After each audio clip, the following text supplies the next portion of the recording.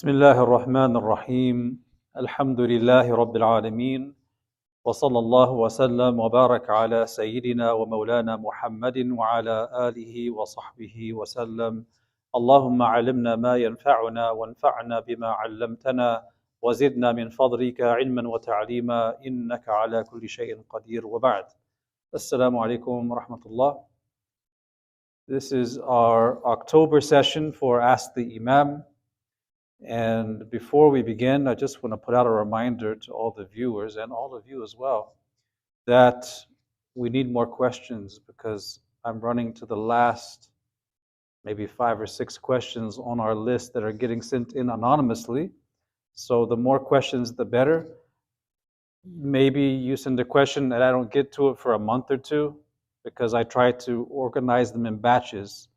But inshallah, we get to it. And another reminder is the purpose of Ask the Imam is to ask me a question anonymously that hopefully we can explore here. And for me to explore that question, it has to be one for the general public. I've been getting questions from people asking about personal advice regarding marriage. I can't give that kind of advice just based on a single email. It has to be something that is shar'i in the sense that it pertains to theology, beliefs, law, principles, spirituality, history, whatever it may be like that. So we have 3 questions or 4 questions tonight. The first one is a basic fiqh question. And looking at some of the questions that I get, I'm reminded of the importance of reviewing the basics. Because we've been teaching the Fard Ain for a couple of years now. And sometimes the questions are really basic questions that would be basic for the person who has participated in the Fard Ain class or who has attended similar classes. But for someone who hasn't had those opportunities to learn, it may not be a basic question. So this question I think is really basic. It says, Assalamu alaikum. I was recently told if I'm going to work and I have to leave before Asr, I can pray 15 minutes early before the adhan for Asr. I feel this is incorrect because prayer times are already fixed. So this is not so much a question, but I intuit that there's a question behind it. Are they correct to understand that? That would not be a valid view. What say you all? Can you pray Asr 15 minutes before Asr when you're a resident? There might be some situations when a person has a legitimate shar'i excuse for combining prayers. But let's put it in this scenario. This person is healthy, they are resident, the weather is fine, they're not sick, and they have to go to work. Do they pray Asr 15 minutes before it comes in just so they can get to work and not have to pray Asr at work? No. No. Because the basic principle is, as Allah subhanahu wa ta'ala tells us in the Quran, إِنَّ الصَّلَاةَ كَانَتْ عَلَى الْمُؤْمِنِينَ كِتَابًا مَوْقُوتًا. The prayers are fixed times for the believers. And there's details among the fuqaha about how we measure the different prayer times, right? By the measurement, by the sun, by measuring the length of a shadow from a fixed object. So for a person who is resident, who's not traveling, who doesn't have a valid shar'i excuse such as sickness, in order for them to offer their prayers in a valid way, they have to be prayed in the proper time. So for dhuhr, that would be immediately after the midday until the time when the shadow of an object is twice its length. Once it's reached twice the length of the object, a stick in the ground, once the shadow is twice the length of the object, what time is that? It's Asr time. So if you're praying before that, you haven't done it properly. Now there are situations where a person could do that if they're traveling or they have some excuse. But in normal situations, no. The prayer is in a fixed time. And there are different ways to work around the difficulty of praying, especially in the winter or even in the summer, praying when you're at work or you're traveling to and from work, and the times are narrow or expansive. There's ways around it, but one way that you can't use is to pray the prayer before the time actually comes in. Well, alhamdulillah, that's a very basic issue. Good time to do like this. A lot of people when travel, they start doing the prayer before they travel. Yeah, the qasr, you have to be out. You have to have already left. Yeah. And there are, as we said, some strategies that if you pray the dhuhr when it's still dhuhr time at a later period, especially in the summer, you pray at a later period, closer to the asr, and then shortly thereafter, 15, 20 minutes later, asr comes in, and then you pray asr, you haven't actually combined the prayers, but it's almost as if you have. While you still pray both of them in their proper times, albeit praying dhuhr somewhat late, which is less than ideal, but there are some situations where that's the best way to handle traveling or attending to appointments or things that are time sensitive, where you have to make a time for a certain place, but you also don't want to miss your prayers. So you have to figure out different ways if it becomes like that. The next question is actually a couple of questions, and they're all from the same person. And so this is going to be an interesting question. It says, Assalamu alaikum, Sheikh and team of MCCGP. Barakallahu feekum for your work. This is extremely helpful for me because I live in Germany and don't have a lot of options to learn in such a structured way. Wafikum, and if you're in Germany, I think this questioner is from Berlin. Get in touch with Sheikh Mahmoud Kellner. This is a good sheikh and teacher in Germany. He's reliable. He's a good source for you, who speaks your language and knows your culture, and who is very well educated in deen, alhamdulillah. Going to the question, I wanted to ask regarding Hizb al-Tahrir. Anyone ever heard of that group? I wanted to ask regarding Hizb al-Tahrir. I'll explain what this is. My sister is following the group because her husband does it and says, for example, that it's prohibited to vote in a non-Islamic country, so far as to say that someone who goes voting is a kafir. They are sometimes saying good things, but the core is often rabble-rousing against non-Muslims and the country's law while wanting to create a khilafah here. So my question is, what can I do? Or what should someone do, as she is immensely influenced by her husband and the group, while the group is very active in these things and propagating a lot? Well, there's a lot of issues in this question. We want to speak a little bit about what Hizb al-Tahrir is and to give some analysis, right? Hizb al-Tahrir fil mizan, to put them in the scale. It's no secret to Muslims that there exist different groups among us. These groups may be sectarian in nature, firaq.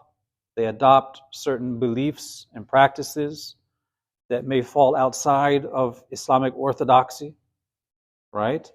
We also have groups and organizations and jama'at that may not be outside of orthodoxy. They may be within Ahl Sunnah broadly, but they have certain viewpoints that diverge from the mainstream.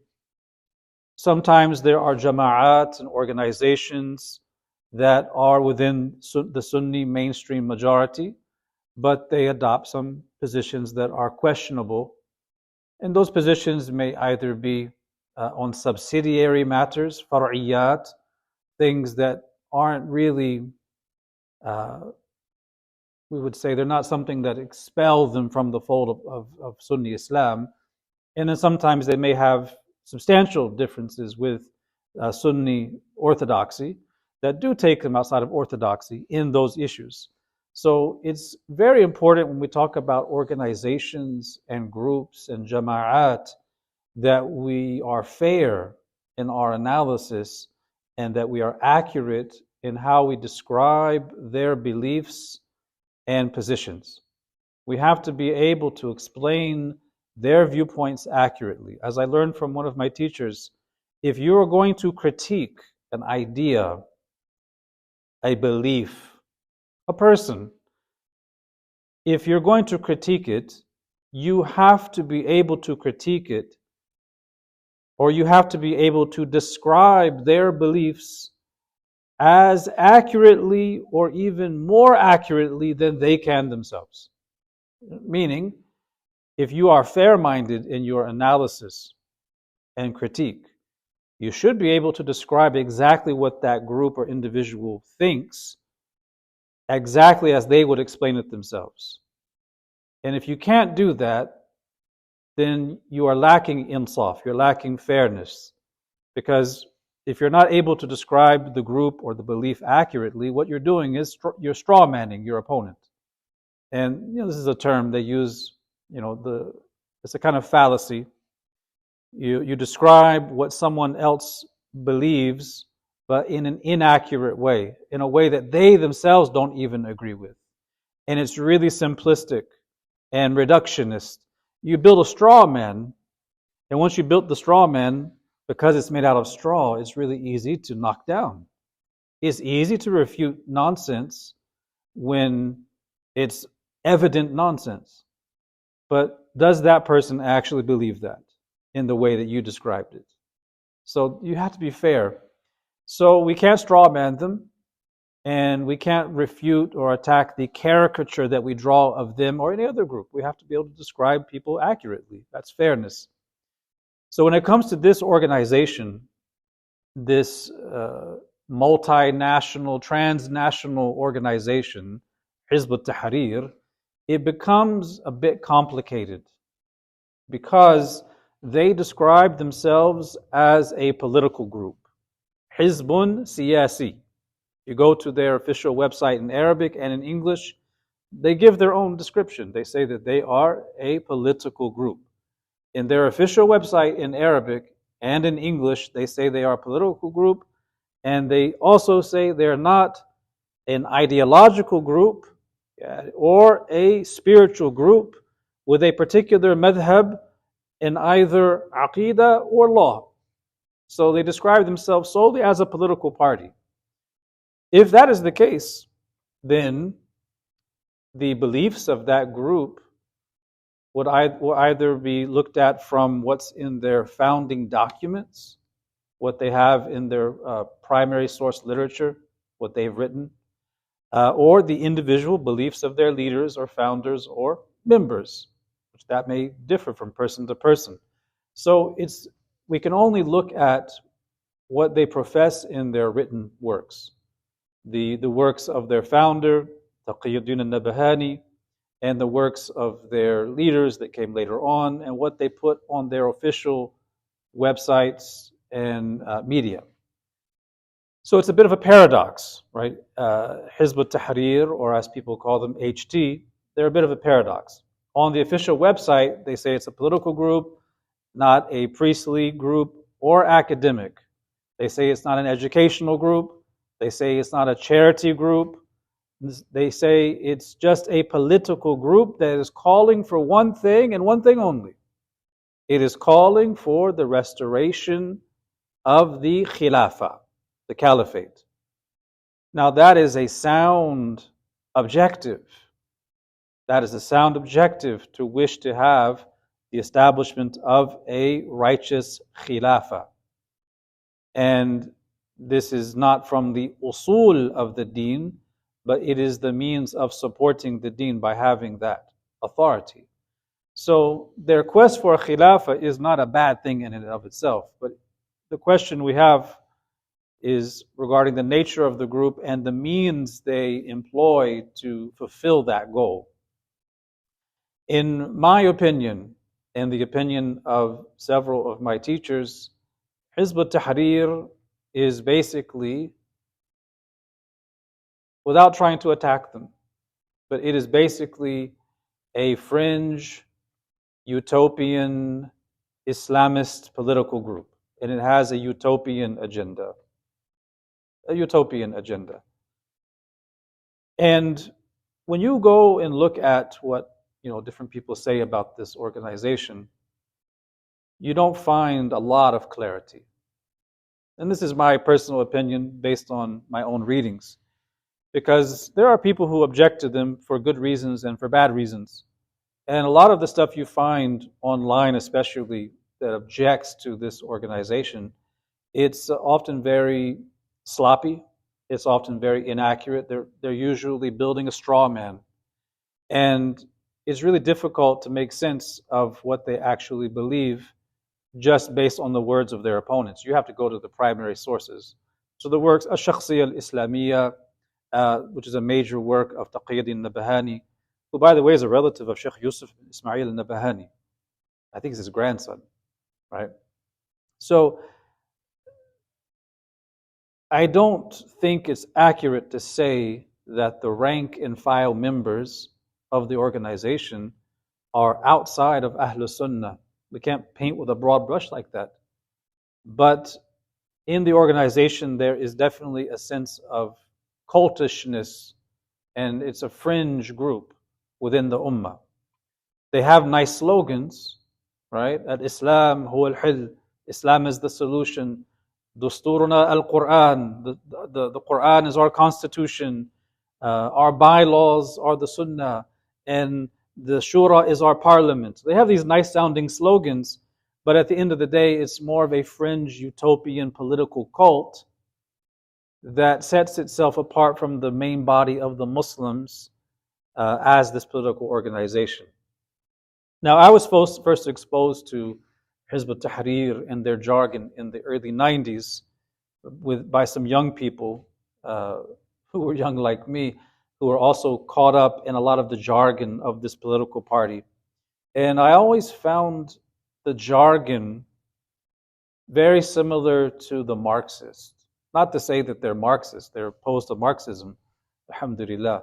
But the way they organize and the way they have this basic political thinking of believing that they are the vanguard and the rest of the people are the lumpen proletariat. They don't, awam al-nas, they're not enlightened to these political philosophies of the Khilafah, and they are the vanguard, the educated elite and vanguard, who through their political organization will work to restore the Khilafah, and they want to build the awareness of the masses, the proletariat, against the governments and in favor of establishing a Khilafah.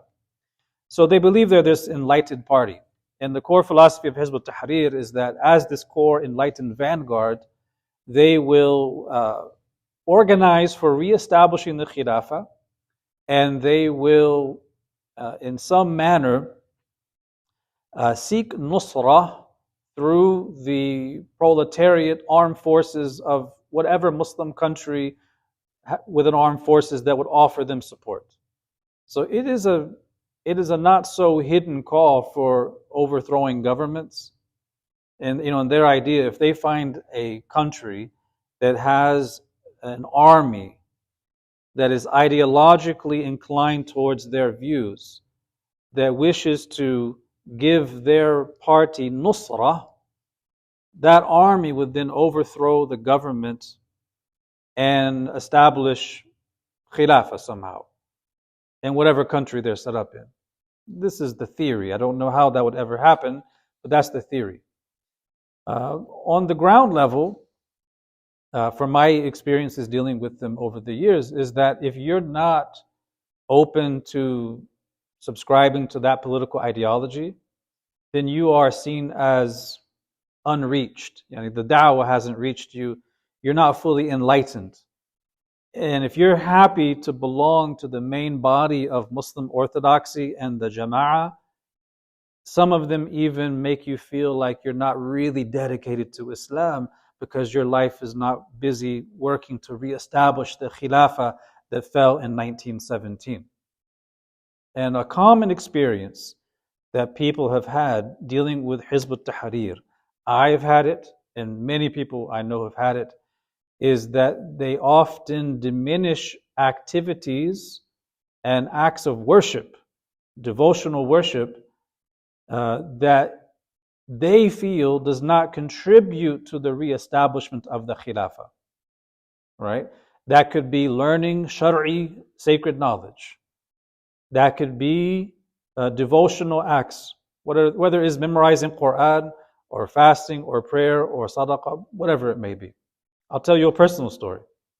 Back in, I think it was 2014, I translated a book, a small book on the virtues and benefits of as-salatu ala nabi sallallahu alayhi wa sallam, Durud Sharif, a small book.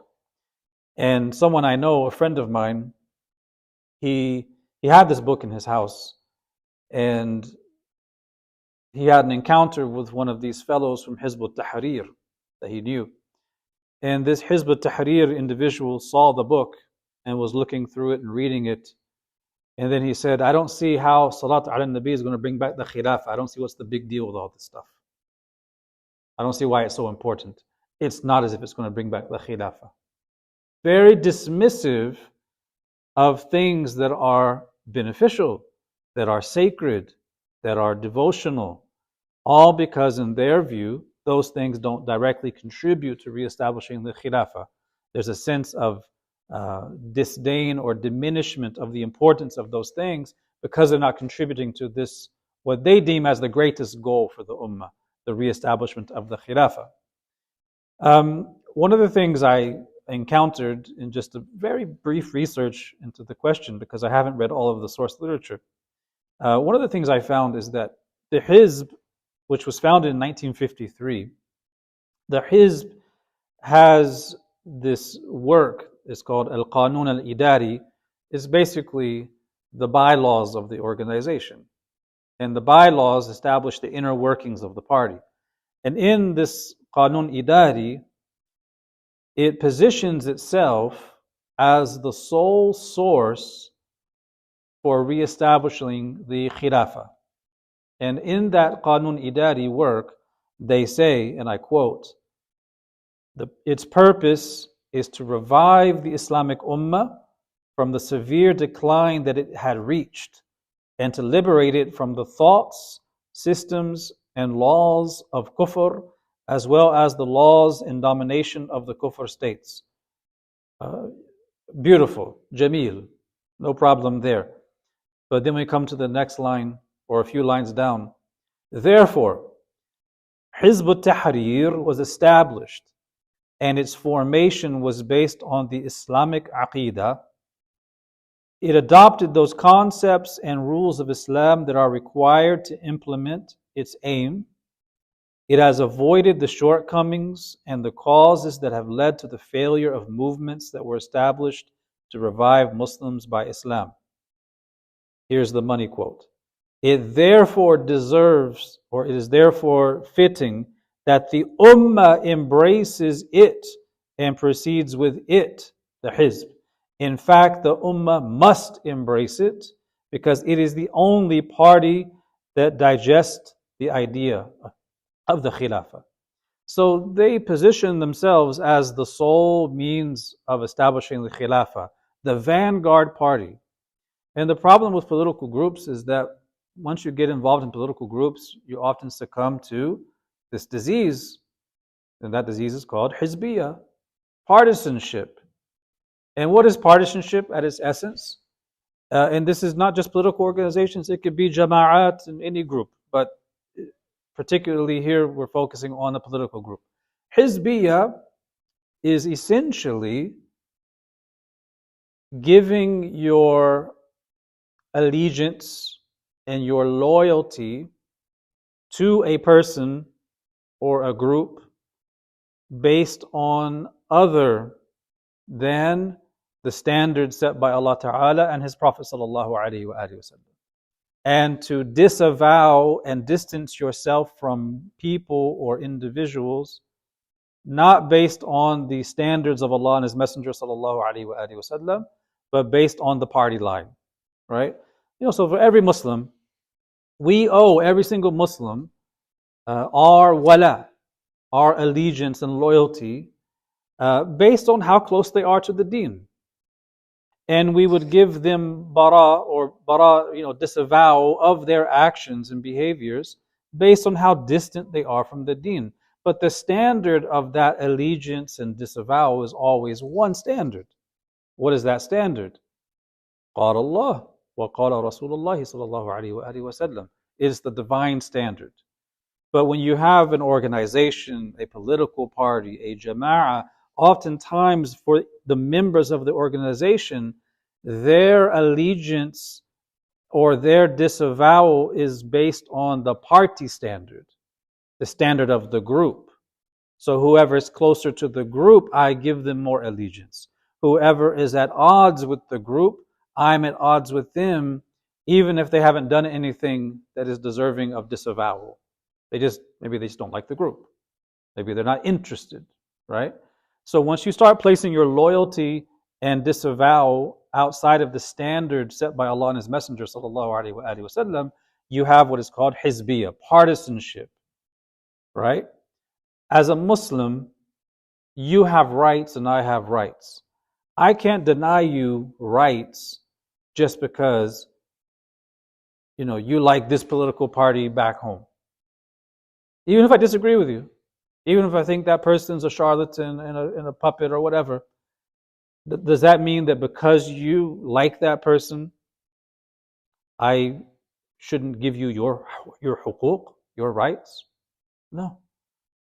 Me giving you your rights is because you are a Muslim, not based on your allegiance to this group or that group. So this is one of the big problems with these organizations and parties, is that they become a fringe element where they look down on the main body of the Muslims because they're not as enlightened as they are. And this is the problem that Hizb al-Tahrir has.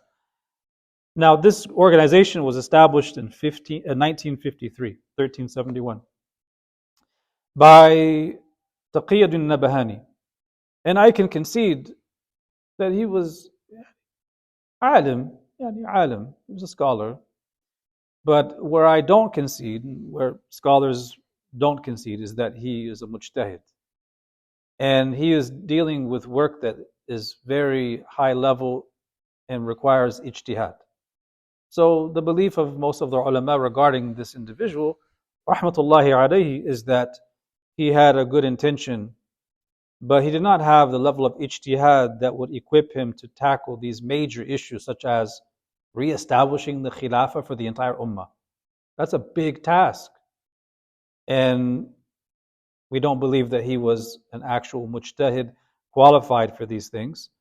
And if we look at history from the time of the founding of the party until now, it's not as if it's winning seats in parliament and taking over countries. It's been an abysmal failure from day one. All it has created are pamphlets, booklets, leaflets, conferences, and lots of talking about the khilafah, but no actual khilafah. So there's very little tawfiq given to this organization. And they don't have authority anywhere. And though we have our differences with that as a political philosophy or the means they use, they're still our brothers, still our sisters. And in many Muslim countries where they exist, they're often very brutally treated. In places like Uzbekistan, they were taken and tortured and imprisoned. And there's no reason for that to happen, because they're not people of violence. They were not people who called for violence. They called for political agitation and political awareness, but they're never people who called for violence. So they don't deserve to be imprisoned. They don't deserve to be tortured like they were in some of these Muslim countries. So we can differ with them while also recognizing that there are brothers and sisters, and that individuals among them will have various ideas, some of whom are closer or further to the general body of orthodoxy. So we can't paint with a broad brush and say everyone's mubtadi', deviant, and all of that. Nor do we say that they're all 100% correct in their ideas. It's a mixed bag, and it's a bit of a paradox.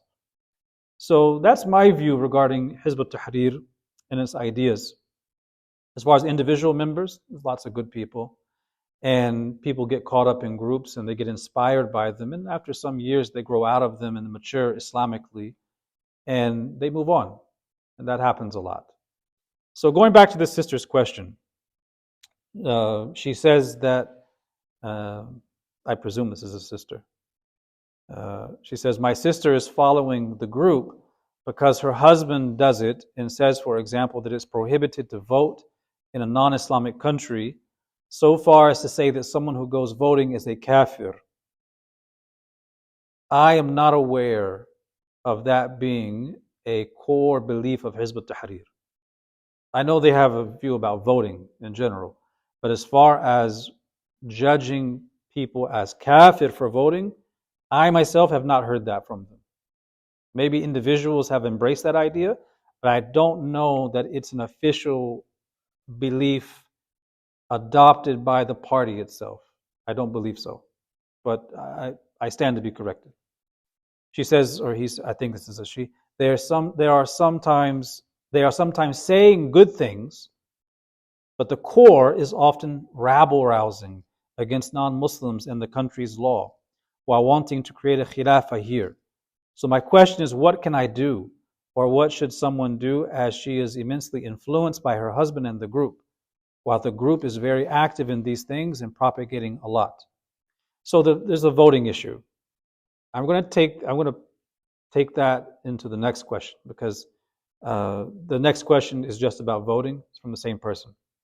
So I just want to talk about the issue of what to do for your sister. As for what you can do for your sister, who, from my understanding, is a part of the party because her husband is a member and seems to be a very active one at that, my advice is that the best thing you can do is to take the means to guide your sister. And those means, first and foremost, is to make dua for her. Make dua for her and for yourself, for guidance and clarity. But also to take the means of educating yourself about the ideas of Hizb al-Tahrir. And that means understanding the positives and understanding the negatives, so that when you talk to them, you talk from a place of understanding and clarity, not going on this website or that website, which straw mans the party. You'll see all sorts of nonsense, things that they explicitly reject. People keep saying they believe it, right? That's not fair. So you want to know exactly what they believe. What are their ideas? And based on that, you can give sincere advice. And you give sincere advice based on an accurate understanding of what they're about, the pluses and the negatives, hopefully with some alternative, maybe some alternative in the community, something else she can do to fill her time and grow Islamically.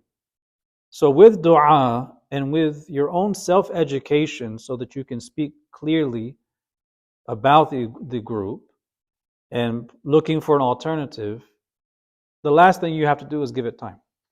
People don't just change at the drop of a dime. Very seldom do people just embrace an idea, a jama'ah, a party, a belief, and just drop it like that. It usually takes time for it to develop, and it takes time for it to be unpacked and for them to grow out of it and to embrace something more holistic and healthy, right? So you have to give it time.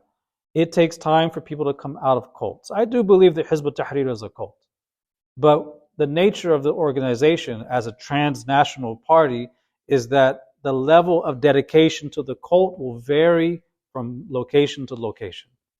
If you're a fan of Hizb al-Tahrir and you're living here in the city of Pittsburgh, and there's only you and two other people who are into this organization, even though it's a cult, you're probably not living with the cult mindset day in and day out because you're isolated here.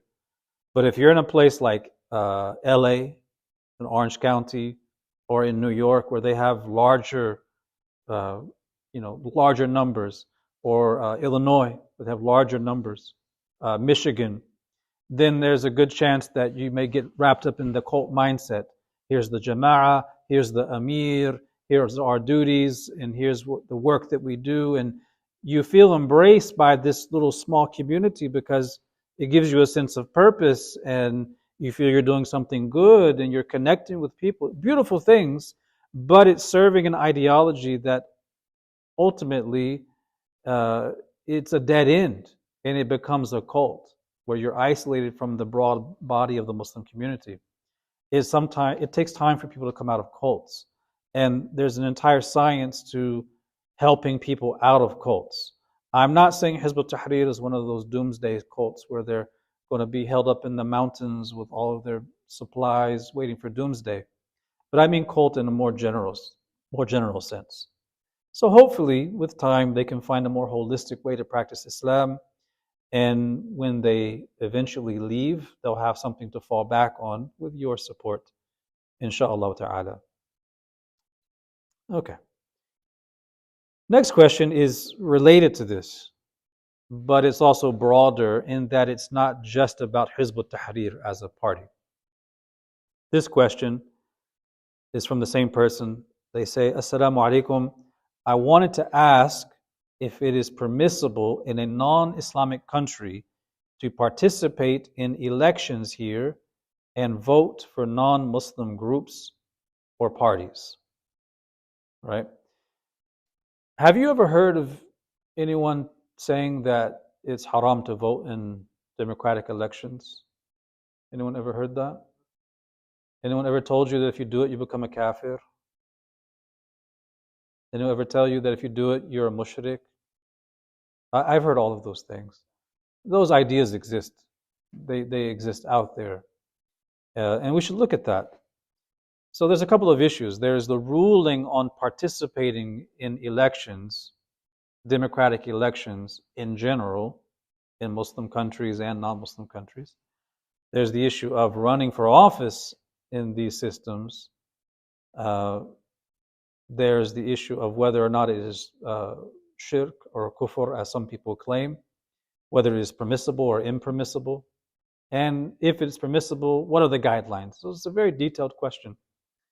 So, yes, there are some people who say that voting in democratic elections, whether it's in a Muslim country or in a non-Muslim country, is considered haram, unlawful. And some even go as far as to say that it's shirk, because in their minds, if you vote for someone to take office, that person in office is going to contribute to legislation, to sharia. And they say, well, tashrir is the exclusive right of Allah. And therefore, a person who is legislating is committing shirk in what is an exclusive right of Allah, which is legislation. Therefore, to vote that person in is to contribute to shirk. Therefore, if you vote in an election, you become a mushrik and kafir and halal al-dam. That's the logic.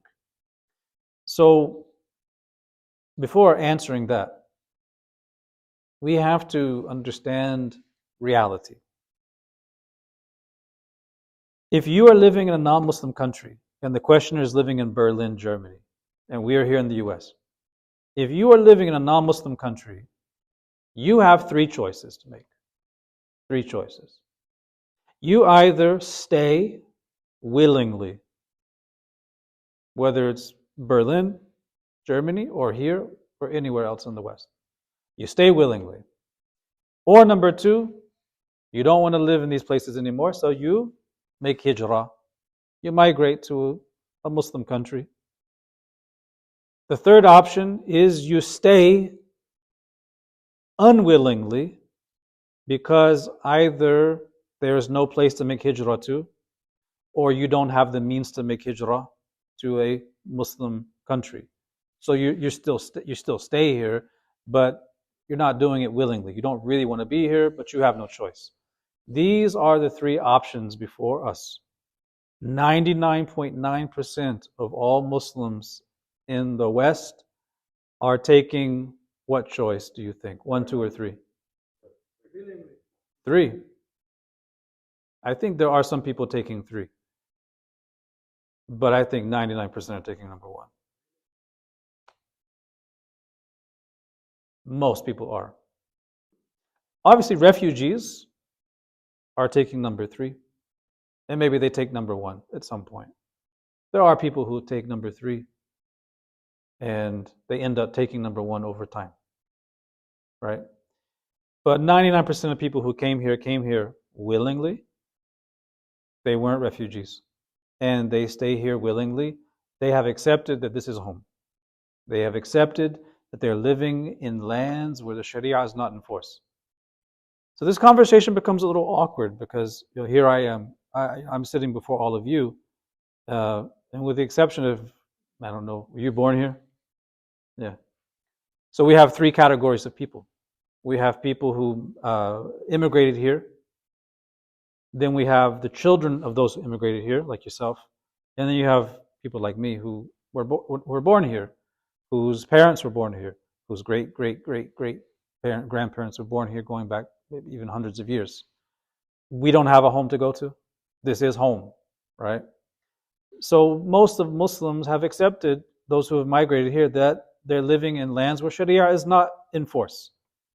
If you live here and accept that situation, and you accept that it's less than ideal, you still have 3 main duties to uphold. You live here willingly, and you acknowledge that despite this not being a perfect place by any means, despite the fact that Sharia is not enforced, you still have 3 areas of responsibility in your own life. Number 1, fulfilling the fard ayn in your own life, the individual obligations in deen in your own life.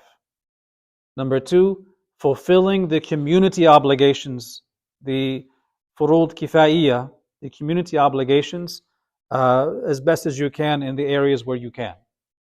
And number 3, promoting good in society. These are your 3 areas of responsibility. If you live here, you need to fulfill your personal obligations, try to fulfill community obligations as best as you can, where you can serve the best, and promote good in society.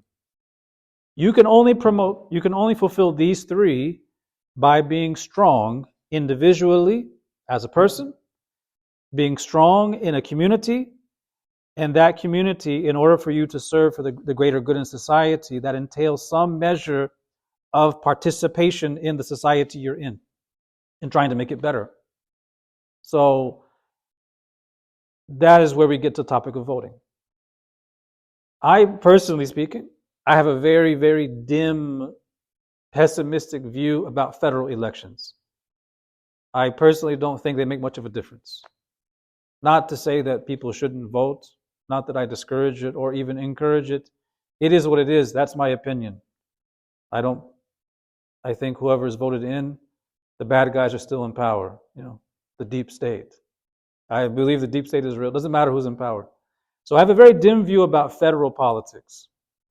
But I don't think that's the case for state politics as much. And I definitely don't think that's the case for local municipal politics. That is where you can actually make a big difference if you are participating, if you are active. Whether that is the school board, whether that is city council, the mayor, whatever, in the local politics, that's where you can make your impact most felt. And then in the state level, and then federal, it's a dirty game. I don't think Muslims should get involved in it because those who get involved get compromised and they end up losing their deen 9 times out of 10. So as far as the ruling on voting itself, I'll give you not my own personal answer, but I'll give you the answer by al-Majma' al-Fiqhi. Al-Majma' al-Fiqhi, we've cited them a few times before. This is the Fiqh Council from the Muslim World League, and they assemble different conferences, gathering dozens and dozens of expert scholars and other subject matter experts, where they hash out many detailed issues and pronounce collective judgments on these issues. The Majma' al-Fiqhi, I believe it does important work because it's not a single voice. It's not the voice of a single alim that one may agree or disagree with. It becomes the collective voice of multiple ulama in consultation with subject matter experts. So it's not ijma' by any means, but it's a collective verdict, which gives it a lot more strength than an individual verdict. So Al-Majma' al-Fiqhi had a detailed meeting just on the issue of voting in elections. And this is what they said. They said, whether Muslims participate or whether Muslims should participate in elections and politics of a country should be regarded as a religious issue, and it should be decided based on what will achieve the maximum benefit for the Muslims. تحقيق المصلحة. And this ruling may differ from time to time and place to place. Meaning, there are some times where it is highly advisable to do so because of the political climate and the candidates and the openness. But in other times or places, it may be less advised because of the way the candidates or situation at hand. Number two, they say, it is permissible for a Muslim citizen in a non-Muslim country to participate in elections, here they mean run, if clear benefits are achieved by doing so, such as presenting the correct image of Islam to the people, defending Muslims' interests, protecting their rights, putting them in positions of influence, and cooperating with friendly moderates in achieving justice. And this would apply to voting as well, that you are selecting, it's always going to be a lesser of two evils, but you're selecting one that is most likely to bring the greatest maslahah, not even just to Muslims, but to society as a whole. And they mention this, and they say that if you're going to vote, there are some guidelines you should observe. They say, number one, the Muslim who participates must do so with the intention of achieving benefits for the general Muslim population and protecting them from harm and injustice. Right? So you're looking at securing maslahah by voting, is what they say. Number two, there must be a reason to reasonably expect that participation in the political process will have positive effects for the Muslims in the country in question, such as strengthening their influence, protecting their interests, and allowing their concerns to reach those in charge. So you have to have some reasonable expectation that it's going to make a difference, or it's going to tilt the scale in some way for your benefit. Lastly, they say participation in these elections should not lead to neglecting religious duties. Therefore, if it is anticipated that by participating in elections, this can result in the minimization of corruption, mischief, hostility against Muslims, oppression, and injustice which is prevalent in the country, then he should participate with that intention. So participating in elections and voting all goes back to this principle of securing and seeking the greatest maslahah and seeking to avert evil. It goes back to that. As for the claim that voting is somehow tantamount to kufr and shirk, we can answer that very easily. Which do you think is a more effective means of nusrah, of aid and help? Casting a vote for someone, or making dua that Allah gives victory to that person? Making dua. You cast a vote, it might get counted, it might not get counted, it might not tilt the scale. In the big picture, maybe it benefits, maybe it doesn't. But dua benefits. And if you make dua for someone, it is a kind of nusrah, it's a kind of help, right? So if we concede to that premise, that dua is a greater form of nusrah than casting a vote, we can easily answer the claim that voting is kufr or shirk. We go to the seerah of Ibn Hisham and other seerah works, which describe the Muslims' migration to Abyssinia, Habasha. When the Muslims migrated to Abyssinia and they were living there in peace, in security, they were living as minorities. Muslims living as religious minorities in a Christian land. And this is before the Najashi became a Muslim. In the Seerah of Ibn Hisham, it mentions that some civil strife arose in society where one of the relatives of Najashi was rebelling against Najashi with an army. And there was a civil war between Najashi and his forces and this rebel group and their forces.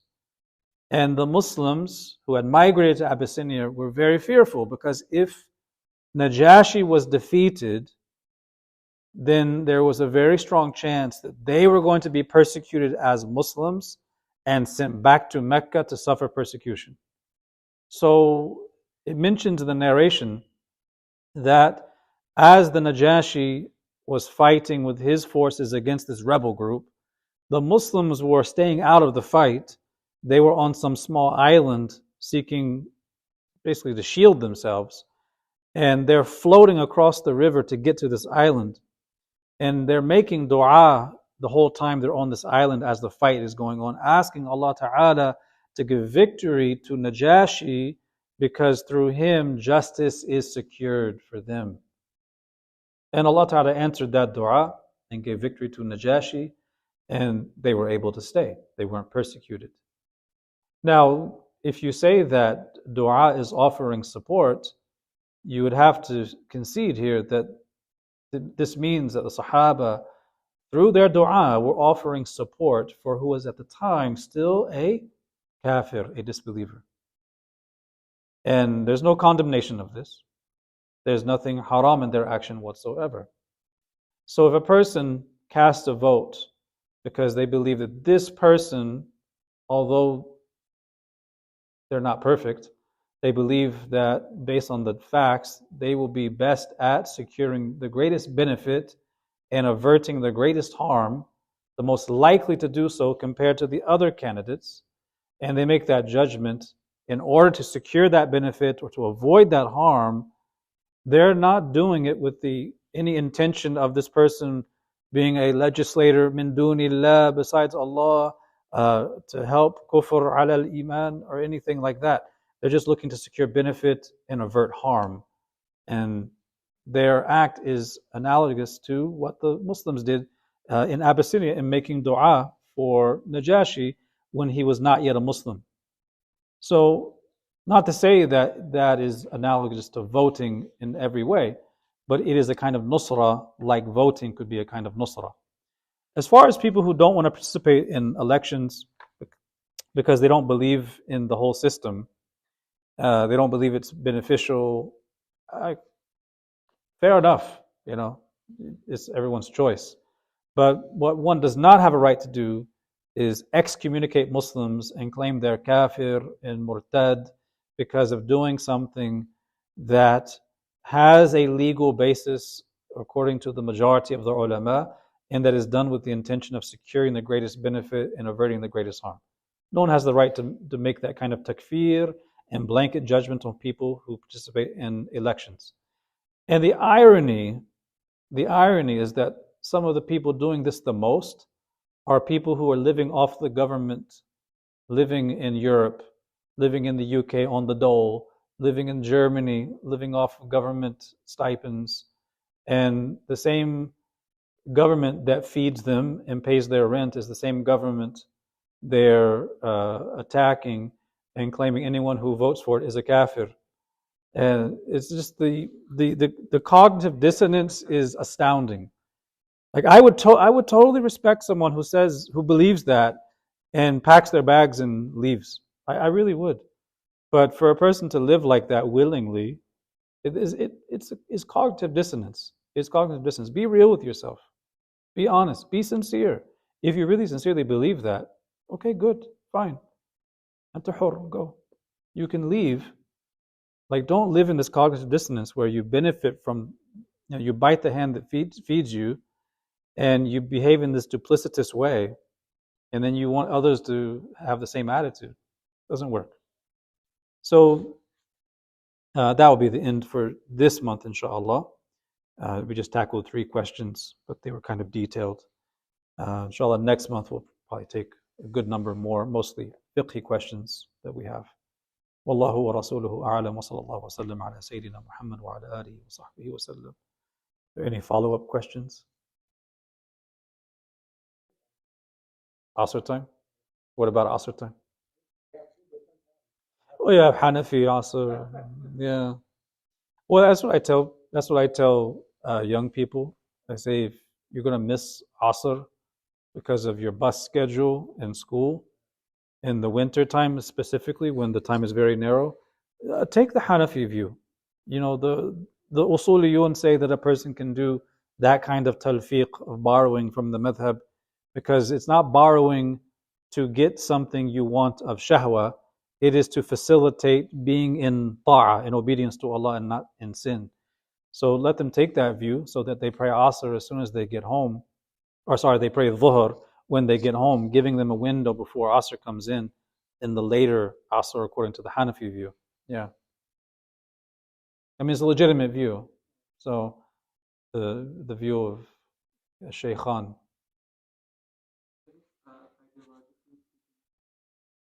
Mm-hmm. Believe that Khilafah is the goal is also wrong. Right, because I mentioned in the answer that the Khilafah, or let's be more accurate and say the Imama, is not from Usul al-Din. It's not from Usul al-Din. It's from Furur. So it's a fiqhi issue. What takes priority over Furur are Usul. And Usul are matters of belief, convictions, belief regarding Allah, belief regarding the prophets and messengers and the unseen realm. These things are the Usul. The Usul of Sharia, you know, of basic halal and haram, al-ma'lum min ad-din bid-darura, personal obligations that everyone has to attend to. The imama is important, but it is not from the usul of the deen. And we're not Shia. That's the Shia belief that imama is from the usul of the deen, and you know their belief in that it is from the usul of the deen. They have that belief for a very specific reason, which is different from our belief regarding the function of the khilafah, the function of the khalifa. And you know, if you want to take the Hizb al-Tahrir argument and pick it apart a little more, you could say,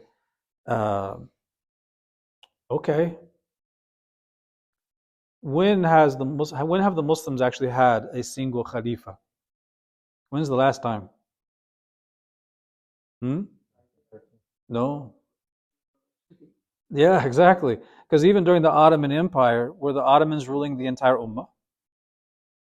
Like there, you have the Dawlat al-Alawiyya in Morocco.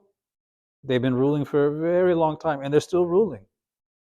So, if we're conferring legitimacy to a nation state or to a kingdom that's ruling like a Khalifa or a Sultan, after the Ottomans, they still exist, right? And Mamlakatul Hashimiyya still exists. So why not give them nusra and just say, okay, let's try our best to try to establish deen in society? No, they don't want that because they just want to do their own thing. And they believe that there has to be this united khilafah that spreads across the entire ummah, which is a good ideal, but it's a utopian ideal because the reality is, and this is my sincere belief, that actually is not going to happen until the latter age, fi akhir zaman, according to the hadith of the Prophet ﷺ, where he said that the beginning of this affair will be khilafah ala manhaj al-nubuwah, right? After that comes al-mulk al-adud, the tyrannical kingship. And then you have later on a return to that khilafah ala manhaj al-nubuwah, but that is during the time of the Imam Mahdi, right? So it's a thorny issue, and one should not pin their entire religious identity on khilafah and clamoring for reestablishing the state, especially if you're living here. You got your 9 to 5, you're living in America. Like, what exactly do you think you're going to do here to reestablish the khilafah on a practical level? What is it? If you have something practical, marhaban. If the Khilafah comes, hopefully people will benefit, will provide it more. Exactly. Yeah. Exactly. As one sheikh said, if you want the Islamic State, you need the state of Islam. يعني حال الإسلام فيك. You know,